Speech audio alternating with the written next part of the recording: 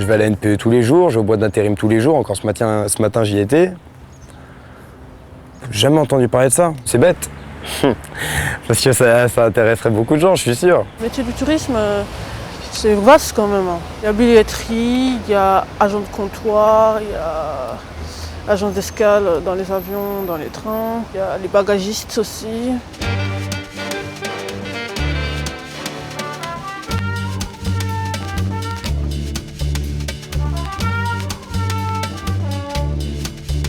Ce sont des métiers, bien sûr, à part entière, essentiellement de service pour moi. C'est vrai que ce sont des métiers qui nécessitent une qualité humaine peut-être supérieure à la moyenne. Il faut surtout être soigné, se tenir bien droit, bien accueillir les gens avec le bonjour. Il faut être la politesse et tout le reste. Moi, je suis pas trop dans ces trucs. Il faut souvent parler de plusieurs langues, surtout l'anglais. Et puis la plupart du temps, c'est pas super bien payé. Surtout dans la restauration et l'hôtellerie. Puis c'est des métiers très difficiles, c'est des horaires, voilà quoi. Ça me semble un métier plutôt précaire, qui est fait en fonction d'événements importants, genre Jeux Olympiques, Coupe du Monde. Ce qui m'a un peu repoussé finalement, c'était que dans ces métiers-là, je trouvais qu'il n'y avait pas forcément de progression facile. Les salaires n'étaient pas forcément attirants non plus. Je pense qu'il y aura de plus en plus de touristes qui vont venir. Ça va créer plus d'emplois et il y aura de plus en plus de gens qui vont travailler dans le tourisme. En Ile-de-France, ça va continuer à se développer, mais par contre, je ne pense pas que ça va être les jeunes d'Ile-de-France qui vont en bénéficier. On ne parle pas assez de ces métiers de serveur, de chef de rang, de sommelier, des métiers qui sont extraordinaires quand même. Jamais vous verrez une pub sur un chef cuisinier qui dit voilà, un apprentissage bien fait, machin et tout. Jamais. Les concerts d'orientation, ils ne nous proposent pas ça. Ils les cachent. Ils nous disent plus ce qui est connu. Les métiers genre docteur, vendeur, BP électrotechnique, trucs comme ça. Ce que j'ai entendu par l'école, tout ça, c'est les métiers sous-classés, enfin c'est les métiers de dernier recours. C'est vraiment si on n'a plus rien, si on est désespéré presque de l'école. Il y a certains patrons, par exemple, qui vont vous demander la photo. Et ça, je trouve pas ça normal. On n'embauche pas une personne pour sa tête, pas pour c'est pour ses capacités. Je travaille dans la restauration. C'est une phrase un peu cliché en ce moment, mais je leur ai dit, je veux bien travailler plus, mais pour gagner plus. Et il s'avère que ça fait des mois et des mois que je bosse plus et je gagne vraiment pas plus. Je pense que les gens qui font ce métier, je parle pas forcément de l'hôtellerie, mais justement de tous ces métiers en rapport avec le tourisme, donc avoir le vis-à-vis avec les touristes. Faut être passionné, il faut aimer ce qu'on fait, quoi. On peut très bien aller au château de Versailles tous les jours, mais c'est pas pour ça qu'on aurait une vision des métiers du tourisme au château de Versailles. Donc peut-être permettre à certains étudiants qui aussi en font la demande d'aller voir les métiers de l'intérieur. On se plaint qu'il n'y a pas assez de gens qui travaillent dans le tourisme, il n'y a pas assez de jeunes qui viennent dans le secteur du tourisme et les jeunes se plaignent qu'il n'y a pas de travail. Donc voilà, il faut trouver le juste milieu.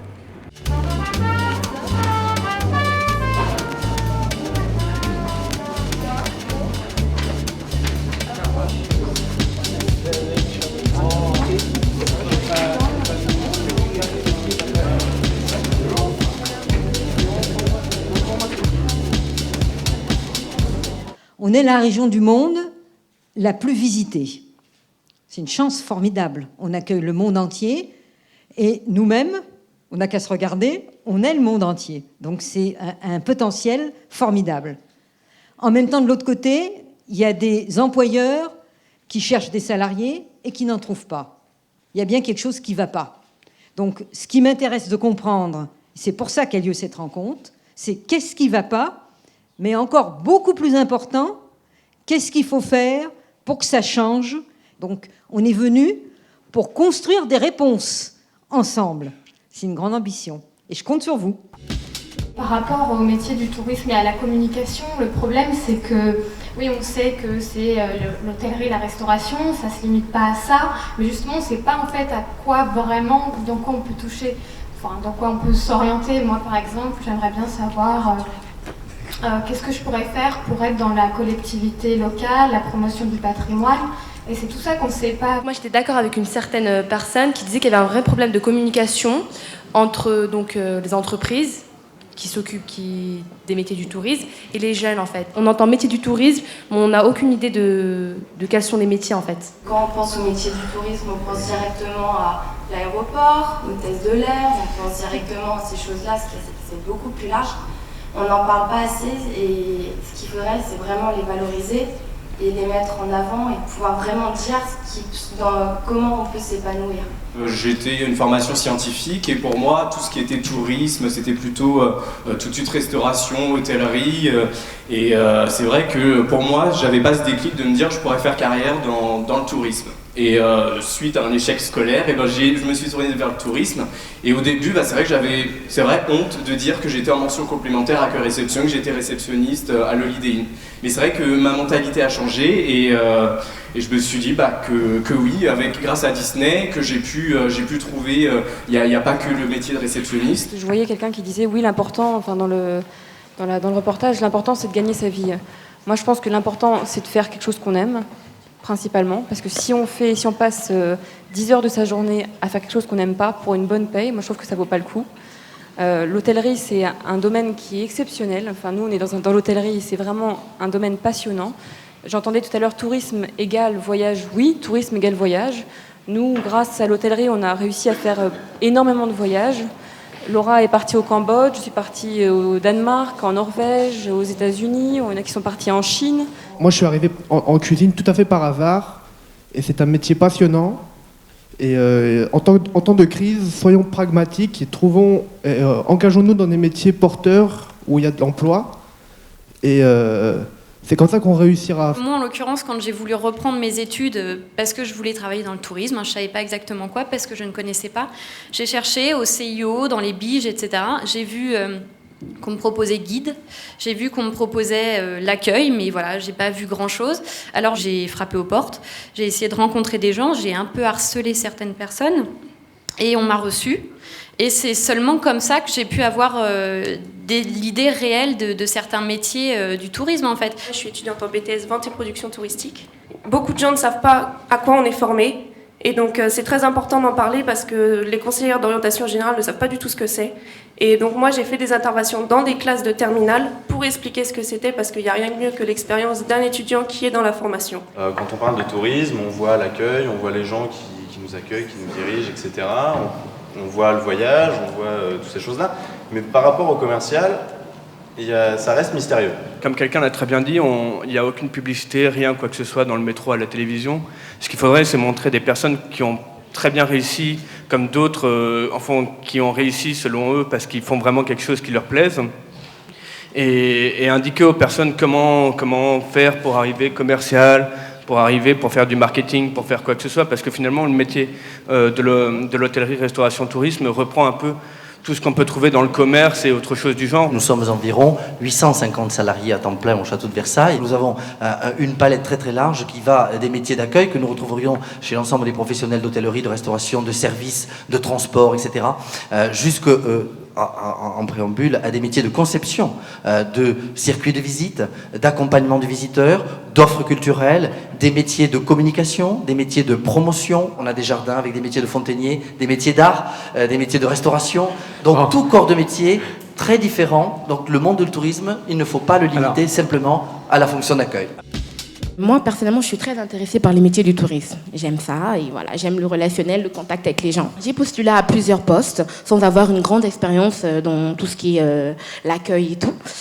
Et malheureusement, en fait, moi, mon problème, c'est l'anglais. Voilà. Dernièrement, j'ai fait une formation de chez Kelong pour une remise à niveau d'anglais, mais bon, j'en suis pas sortie bilingue. L'anglais, pour moi, quand on entend parler du tourisme, c'est un mot-clé, il faut absolument parler l'anglais. Mais à part partir, et si on n'a pas les moyens de partir, c'est impossible, quoi. En faisant l'anglais ou à l'école, même dans un BTS, on ne devient pas bilingue, quoi. Moi, personnellement, avant d'être dans l'hôtellerie et le tourisme, j'étais en général. Et donc, je me suis informée pour pouvoir avoir un métier d'échange, de communication avec les gens. Et maintenant que je suis dedans, donc je travaille comme réceptionniste dans un hôtel. Et je vois vraiment que le tourisme, c'est important. On peut bien échanger avec les gens. L'anglais, c'est pas du tout un truc qui bloque. parce que moi, personnellement, je ne suis pas du tout bilingue, ça c'est sûr. Effectivement, je pense que comme tous les professionnels, on recherche des jeunes qui sont bilingues, ou au moins qui parlent couramment, ou au moins qui parlent relativement bien d'autres langues, mais ce n'est pas réellement un frein, parce que dans mon cas, les 2 apprentis que j'ai pris, il n'y en a pas un qui parle d'autres langues. J'ai des personnes qui travaillent avec moi à l'état hôtel, qui, pour certains, ne parlaient pas français, mais parlaient qu'anglais. Des personnes qui parlent les langues étrangères, bien sûr, on en a besoin. Vis-à-vis de la personne de la mission locale, elle m'a envoyé un monsieur qui est ici, justement, qui parlait mal le français. Ce monsieur a fait un stage d'1 mois, maintenant il est employé en CDI. Tout le monde peut avoir sa chance, ne l'oubliez pas. C'est bien beau de dire qu'il faut avoir la niaque, mais tous les jeunes en banlieue, ils ont la niaque. Moi je vous le dis parce que je viens de banlieue. Tout le monde a envie de réussir, tout le monde a envie de percer comme ils disent dans la banlieue. Mais si les gens comme vous, ils disent il faut qu'ils aient la niaque, ça les descend un peu parce que faut aller vers eux. Les jeunes ils se bougent beaucoup, mais les employés ils voient pas ça. Tu viens aux entretiens, tu prépares, tu t'habilles bien, tu parles bien, tu essayes de faire tout ton possible, mais eux ils vont pas ça. Tu viens avec un bac pro ou un BTS, une licence, oui ils vont te prendre parce que tu as une licence. Depuis très longtemps je travaille dans les aéroports et j'ai essayé cette année justement de postuler à l'aéroport de Paris, et moi aussi j'ai pas de réponse, tout est centralisé dans à la même adresse en fait. J'ai mené mon enquête, j'ai essayé de trouver des noms, j'ai envoyé des CV, mais apparemment il y a un blocage au niveau des CV, on peut pas envoyer des CV, enfin on peut envoyer des CV seulement sur recrutement@adp.fr, on peut pas envoyer directement aux personnes concernées. Après j'ai envoyé des courriers, j'ai essayé d'appeler, d'avoir le numéro de la personne pour l'appeler, puis il faut composer un code confidentiel, je crois, pour avoir la personne. Moi aussi je reste là face à un mur, pas de réponse. Je voulais savoir sous quels critères les employeurs qui sont des grosses entreprises embauchent, parce que par exemple moi, en plus du français, je parle 4 langues. J'ai postulé dans ces grandes entreprises. J'ai jamais eu de réponse. Et je pense aussi que ces employeurs-là, ces grosses entreprises-là, devraient plus encourager les jeunes et puis leur répondre, quoi, même si c'est non. Je parle 4 langues couramment. J'ai travaillé ici traducteur trilingue, anglais, allemand et italien. En fait, j'ai fait que des extras. Ils demandent toujours l'expérience, au moins 3 ans. Comment ça arrive l'expérience? Et les marchés, ils proposent qu'il y ait des extras. Sur 50 000 offres, il y a 35 000 offres qui des extras. Mais comment ça arrive l'expérience? Ce que j'ai entendu à travers le film et à travers les interventions m'amène déjà à plusieurs réflexions. Le premier point, vous avez parlé de respect, un certain nombre d'entre vous. Je pense qu'il faut qu'on rappelle aux entreprises que le premier respect, c'est de répondre quand il y a eu une interview, que la réponse soit positive ou négative, et essayer d'aider celui ou celle qui a été interviewé. C'est pas naturel, on va essayer de faire ça. Je vais voir ce qu'on peut faire comme campagne dans cette voie-là. Moi, j'ai commencé dans l'apprentissage et je me rappelle quand j'étais en service, on m'a dit, quand j'étais en salle, une dame a dit à son petit garçon t'as intérêt à travailler à l'école parce que sinon tu vas finir comme la dame. Donc juste que l'apprentissage, c'est pas dévalorisant. Hein. Aujourd'hui, je suis directrice d'un hôtel de 81 chambres sur Pontoise. On a 14 personnes en salariés. Nous, on donne la chance à des jeunes. Juste pour exemple, ça fait 3 mois que j'ai passé une annonce pour avoir une serveuse, aucune candidature. Nous, chez Disney, on a en permanence 350 jeunes en apprentissage. Donc évidemment, au contraire, on est extrêmement ouvert et on pense même que dans nos métiers qui sont... On a 500 métiers sur le parc, donc a priori on a énormément de métiers qui peuvent être ouverts à l'apprentissage. Au-delà de ça, on a un programme de passerelle vers l'entreprise qui s'adresse à des RMistes ou à des gens très éloignés de l'emploi et à qui on propose une formation de 4 mois, à l'issue de laquelle on leur propose un CDI. Nous souffrons, comme le montre le film, d'une problématique d'attractivité qui est très ancienne. Et je pense que nous avons une large responsabilité dans cela. Lorsqu'on parle des problèmes de management, un jeune s'exprimait en disant bah voilà, je n'ai pas été respecté, ou le management ce n'est pas cela, ou les salaires. Ça a correspondu très certainement à une réalité. Mais je crois aussi que notre secteur d'activité a fait beaucoup d'efforts ces dernières années. Par rapport au reportage, j'ai vu un jeune homme qui parlait du physique. Personnellement, est-ce que c'est nous les jeunes qui font l'image du physique ou c'est la réalité? Parce que personnellement, il n'y a pas que le physique qui compte, il y a la mentalité. Donc voilà. Et aussi par rapport au stage, nous on a du mal à chercher du stage dans le tourisme. Et ce serait bien si certaines entreprises pourraient nous aider à trouver des stages, parce que c'est vraiment dur. J'exerce à Versailles depuis 5 ans, et depuis 5 ans, j'entends dire que dans certains secteurs, notamment dans la restauration, on manque de jeunes. Depuis 5 ans, à chaque fois, pour moi, quand je suis amené à accompagner des jeunes dans la construction de leurs projets, ne serait-ce que pour trouver un stage de découverte dans un restaurant, à chaque fois, c'est la croix et la bannière. Sachant que pour les jeunes que j'ai réussi, ou qu'on a réussi à, entre guillemets, à caser, ils réussissent à obtenir leur diplôme. Nous, professeurs, on ne vous connaît pas, on est les profs dans notre coin. Vous, entreprise, vous êtes l'entreprise du tourisme, vous êtes dans votre coin, et puis les élèves, ils sont au milieu. On vient de l'entendre avec l'émission locale, on vient de l'entendre avec tous les autres, et il y a complètement une barrière entre nous qui fait que...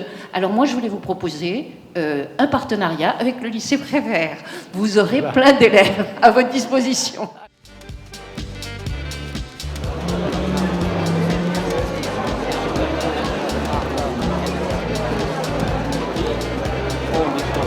Très souvent, un stage d'une durée ou une saison réalisé dans un de nos établissements, c'est un premier pas à l'étrier pour un emploi, alors soit pour renouveler une saison, soit pour un emploi CDI. C'est bien après lorsque j'ai arrêté mes études, j'ai su que je pouvais encore français. La niaque, si je ne serais pas venue. Ah, je suis d'accord avec vous. Merci.